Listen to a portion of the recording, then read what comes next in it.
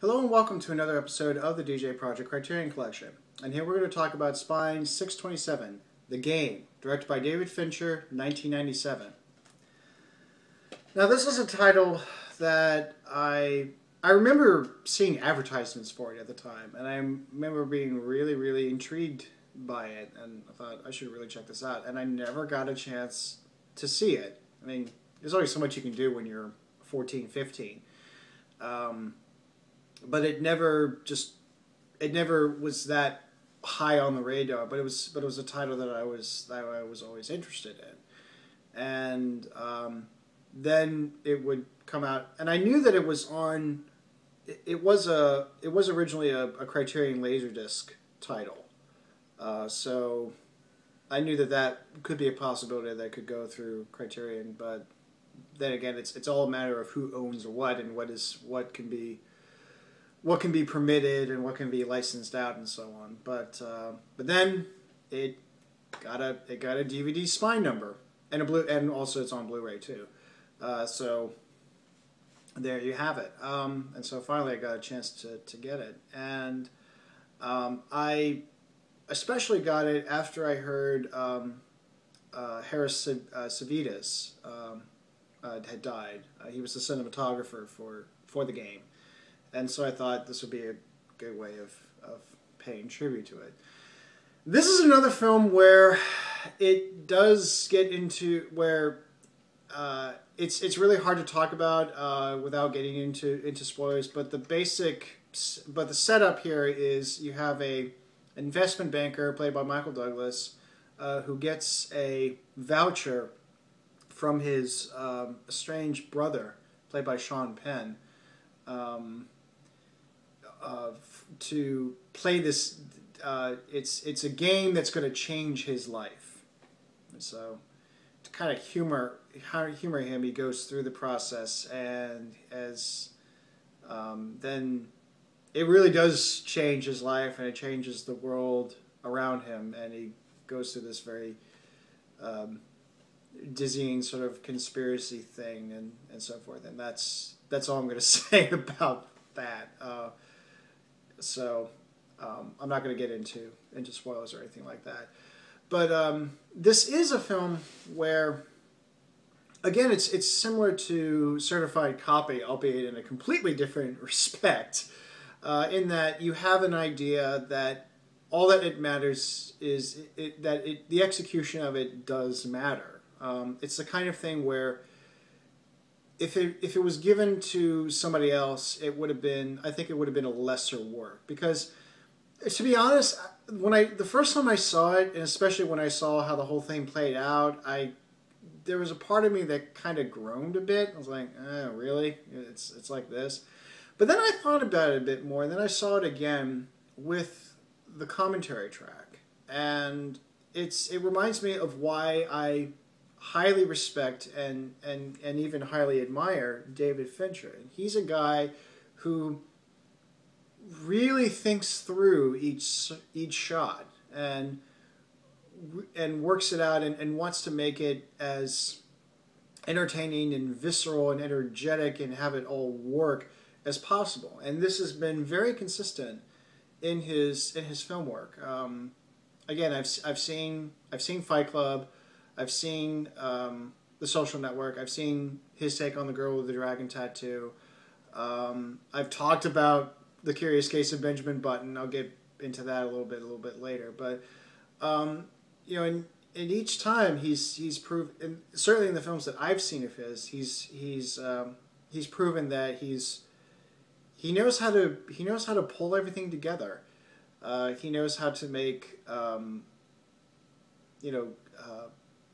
encourage and prompt the right performances and picking the right actors to do it, and it's the combination of that and the cinematography and the production design and the editing, and it's just how everything all comes together, and that's how it works. So his films are always technically satisfying. You can't help but admire the craft and the care that is put into every aspect. And it's not just Fincher. It's part of being a good director is choosing the right people, and you know, he's worked with you know, he's had great fortune with several different cinematographers, not just Harry Savetes, but he's also worked with Jeff Cronenweth. I forget his name, but whoever shot Seven. Yeah, that's another Fincher film I saw. So you know, he's worked with great cinematographers. He's had a great set of editors. I mean, it's, you know, it's everybody kind of coming together, and it's very satisfying to see a well-crafted film, and I'm glad that David Fincher continues to make well-crafted films. Similarly, this also reminds me of The Curious Case of Benjamin Button, and which is, I would say that maybe the one, I guess not, for lack of a better word, maybe it's flaw, but one of the things that can sort of make or break, so to speak, his films is that it does come down to the script. If the script is not good, then the flaws become obvious, I should say. It doesn't take away from, and that's always the frustrating thing about the films that I don't like as much, like The Curious Case of Benjamin Button. I definitely appreciated the technical work that went into it. I mean, it was, you know, it's very inspiring in that respect. I just couldn't get past the way that the story was executed, and I felt something similar with the game, although it's not as. But I think what made it work is that it wasn't totally unbelievable, unlike The Curious Case of Benjamin Button. I mean, there is a thing as reverse agent, but not in the extremes as what's in the film or what was implied in the original short story. But it's so yeah, it's all in the, and sometimes I get the feeling that he often relies.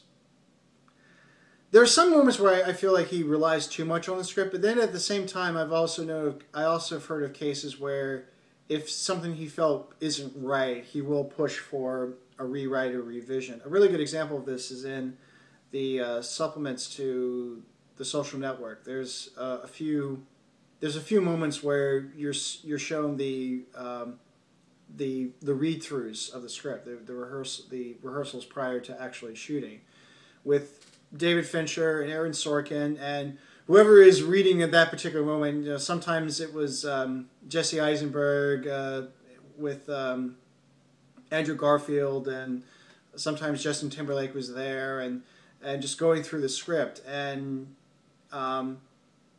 getting down to every line, and sometimes even shortening things, revising things. So I mean, and this was a good script, but he's very thorough with it. So I think that this may be a case where the script itself was a bit shaky, but then but when it finally got to his hands, he was able to make it into something a bit more. So in spite of its problems that you could get from this film, it really is probably the best you're going to get in that premise, using the premise that is set up in the game. I still stand by what I said earlier about The Curious Case of Benjamin Button. That I think it's more fun to think about rather than to actually go out and see it, even though it is technically amazing. So, and I got this film because I like David Fincher, and I seen enough of his films, which was, again, this was a film that I wanted to see back in 1997, but I didn't get around to seeing it until late 2012. So almost 15 years, and you know, but in a way, I think I'm glad that I did, because I've seen plenty of films in those 15 years, and I've certainly seen plenty of David Fincher. So it allowed me to. I don't know if I would have liked it at 15. I probably would have found some things kind of. It probably would have been a mixed bag. I think when I was 15, but seeing it when you're a bit older, given the experience and what you've been exposed to and how you think about films and so forth, because you have a sharper acumen for picking up films and such, you can appreciate it more, or you don't have to say outright, "Oh, this is a terrible movie," or "This is awful," or "David Fincher is a horrible hack," or whatever is popular to say nowadays. But in other words, you can have more of a sober and well thought out appreciation for a film, or even if you do have problems, you know exactly what to say about it. It's like, oh, it's down to the script, or it's down to the premise, or it's down to this. But again, it's very well made, and it's not just how it puts together. I mean, I talk more about the mise en scène, but it also comes down to the performances. And both Michael Douglas and Sean Penn are actors I have very mixed feelings about, but they really do come through, and it really, I mean, it really works. And I think if it weren't for the performances, it also would have been really, really flat. And they gave, and especially Michael Douglas gave it his all. He had a lot of fun with it. I don't know. Interestingly, the commentary track was a port over from the Laserdisc commentary, so obviously a lot has happened in the 15 years for everyone involved. But I think Michael Douglas still enjoys it and enjoyed that experience, or felt that it was a very satisfying performance, even though I think he's done plenty of other things since then. But I would say that certainly if you like David Fincher, I mean, if you've gotten through The Curious Case of Benjamin Button, this is not the worst of it. I mean, again, when you see it all play out, you may groan a bit. I was like, yeah. But also I think there was a bit more to it, and at the same time, you can't help but admire everything that went into it, and it still holds. And in the end, I rather take a mediocre film from David Fincher compared to most of the other films that come out, because I know that I'm going to get something really, really good. I know that there are other things that are going to satisfy me, even if I have problems with it. So it's all a matter of perspective. It's definitely not the worst film. Certainly of his filmography, and then also just in the larger picture. I mean, it's still, it's still top notch. It's just I know that there are some problems with it that mark it down by a couple of stars or so, if I were to give this a star rating. So I think I gave it an 8 or maybe a 7 or something. But at any rate, so there you go. And that was The Game. And until next time, take care.